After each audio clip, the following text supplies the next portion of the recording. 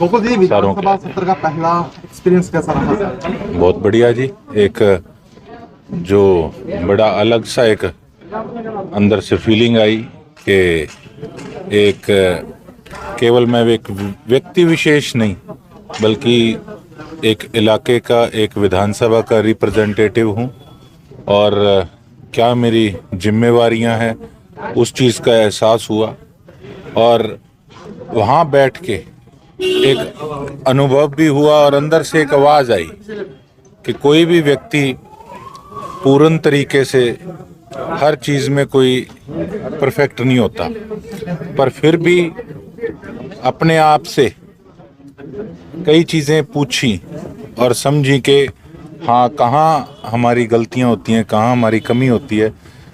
अगर जो हमारी कमी है, एक एक लफ्ज़ वहाँ कहा गया, वो हमारे इलाके की एक पहचान को दर्शाने का काम करता है। तो किस प्रकार से संभल के चलना है, हर एक शब्द किस प्रकार से वहाँ पर रखना है, वो चीज़ एक बहुत बड़ी जिम्मेवारी का जो आभास हुआ कि मेरी सिरसा की अब पहचान लोगों ने मुझे एमएलए बनाकर जो दी, तो वो हमारे इलाके की पहचान को दर्शाता है।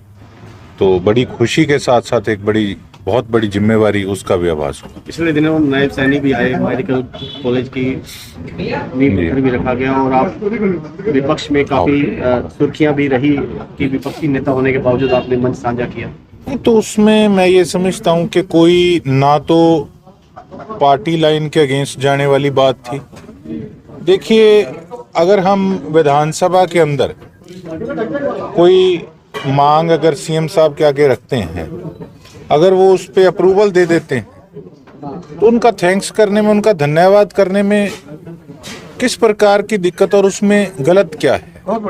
तो कुल मिला के मैं तो एक चीज़ शुरू से जानता हूँ, बेशक जब मैं बीजेपी का हिस्सा था उस समय मैं मांग प्रदर्शन करता था, रोष प्रदर्शन करता था, तो उस समय लोग कहते थे कि ये किस प्रकार की राजनीति है कि अपनी पार्टी के अगेंस्ट ही बोल रहे हैं। तो देखिए, पार्टी के अंदर हमारा यही एम्बिशन होता है कि हम जाएं, अगर कुछ बने तो हम अपने इलाके का विकास करा सके। अगर वो ही नहीं होगा तो फिर पार्टियों का फायदा क्या। तो कुल मिला के अगर कोई अच्छा काम कर रहे हैं तो उनको अप्रिशिएट भी करना चाहिए, और अगर कोई अपना ही अगर कोई गलत काम करे तो उसकी निंदा करने से भी पीछे नहीं हटना चाहिए, उनको आईना दिखाना चाहिए। तो मैं समझता हूँ कि हमारी एक ही सोच होनी चाहिए, किस प्रकार से अपने इलाके को, प्रदेश को, देश को आगे ले जाने में हमने योगदान देना है। गोकुल जी, दिशा की बैठक में आपने गोवंश का मुद्दा उठाया था, परिणाम भी निकले, एक दिन अभियान चला लेकिन वो धरा का धरा रह गया। जी, तो अब भी गोवंश है, बिल्कुल लोगों को बहुत है, क्या कुछ कहेंगे? मैं आपकी बिल्कुल बात से सहमत हूँ और मैं सिरसा की जनता से क्षमा भी चाहता हूँ कि महीना हो गया, थोड़ा सा भागा दौड़ी बहुत ज़्यादा हुई पड़ी है। पहले विधानसभा सेशन चल रहा था, उसके बाद हमारी कमेटीज़ बनी, और आजकल कुछ शादियों का आपको पता है कि ज़्यादा भागा दौड़ी रहती है, दुख सुख में भी। तो आज सुबह ही मैंने डीसी साहब से फिर बात करी।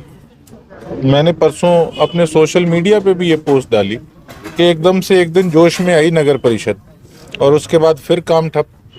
तो मैं तो यही आपके माध्यम से कहना चाहूँगा कि देखिए, इस तरीके से पीछा छुड़ाने से काम नहीं चलेगा।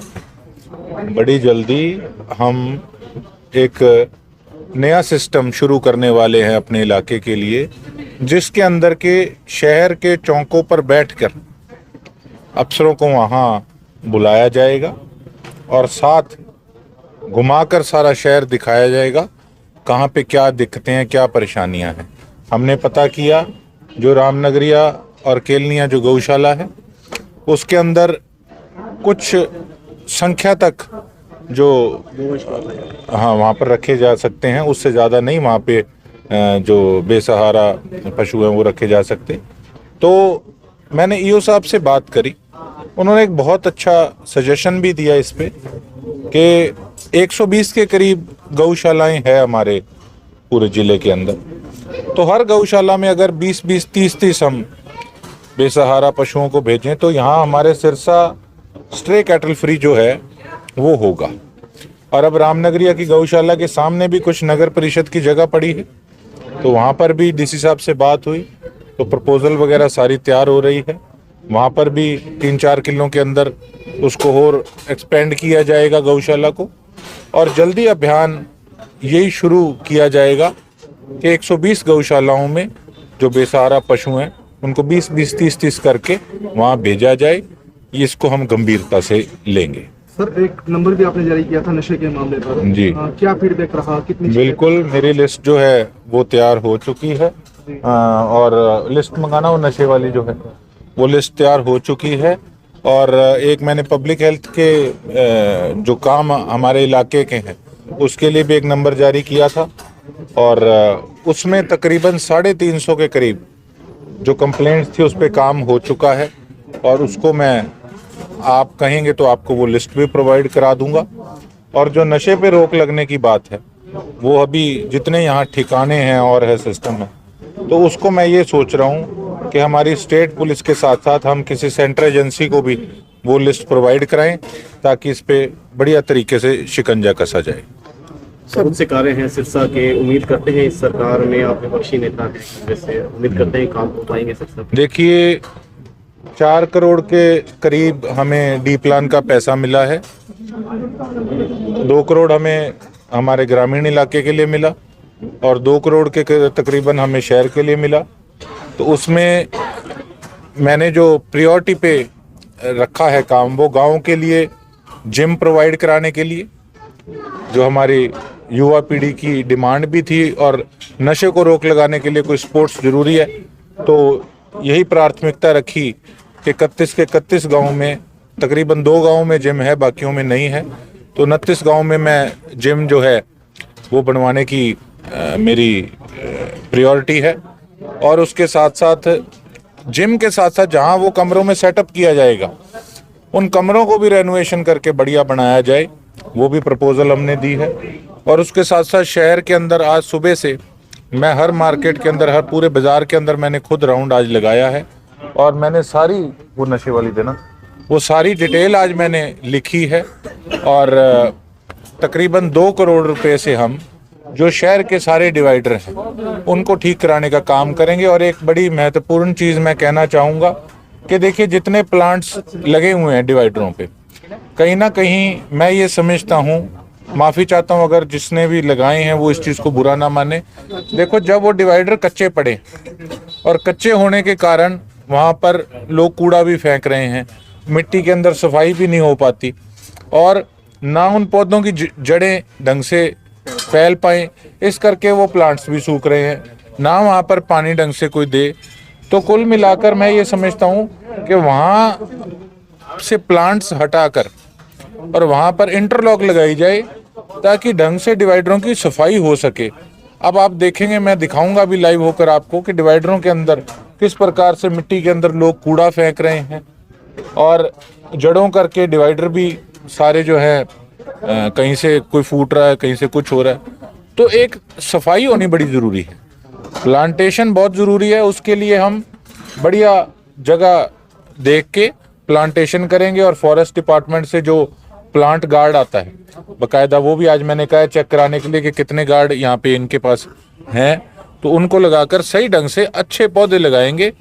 और आने वाले समय के अंदर, अभी समय लगेगा, लेकिन सारी रूपरेखा हम जो है वो तैयार कर रहे हैं। सर, अतिक्रमण बड़ा मामला है शहर का, आपने राउंड भी किया है शहर में जी। क्या स्टेप रहेंगे अतिक्रमण को खत्म? देखिए, मैंने एक स्पष्ट तौर पे एक बात कही थी कि देखिए, कई हमारे दुकानदार भाई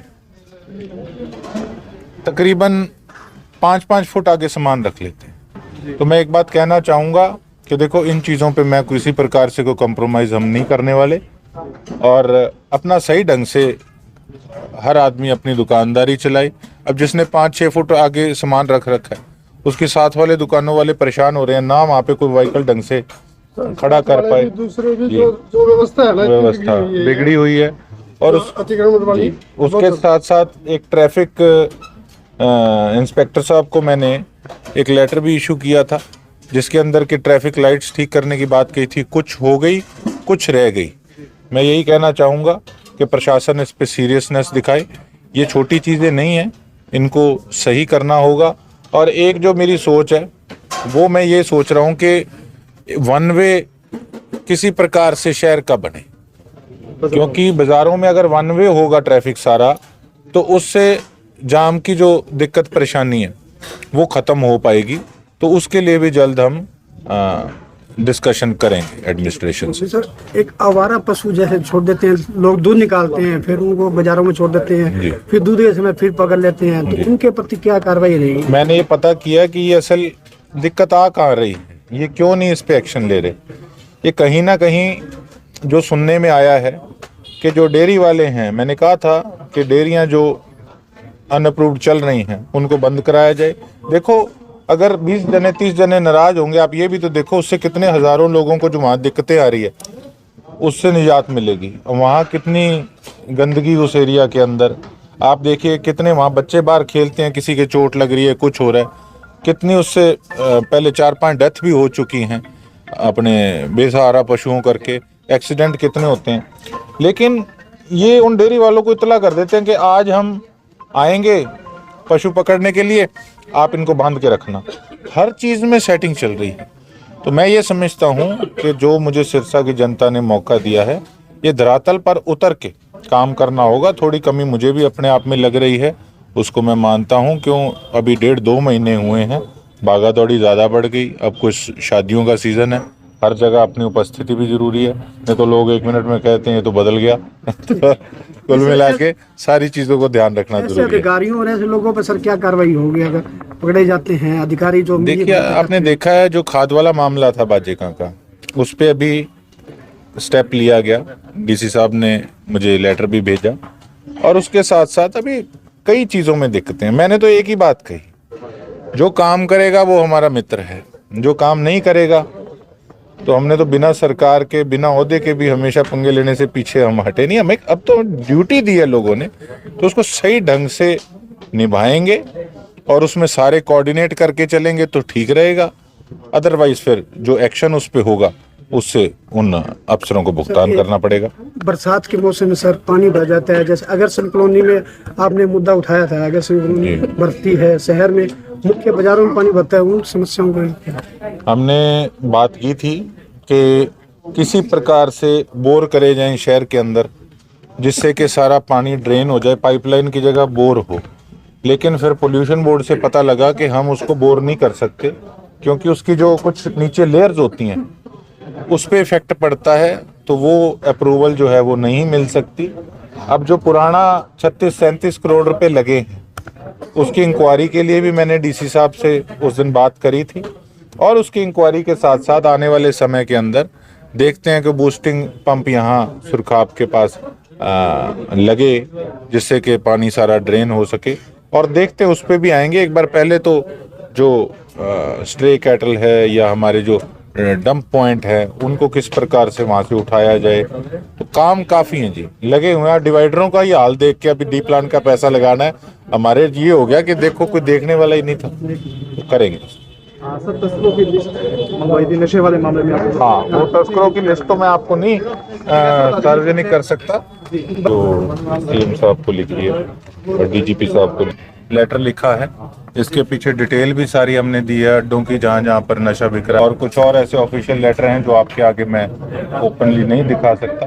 तो लगे हुए हैं, और भी काम काफ़ी हैं जिसपे तरफ से चल रही है कार्रवाई, और उसके बाद उसका फीडबैक भी लिया जाएगा कि किस प्रकार से क्या काम रहा।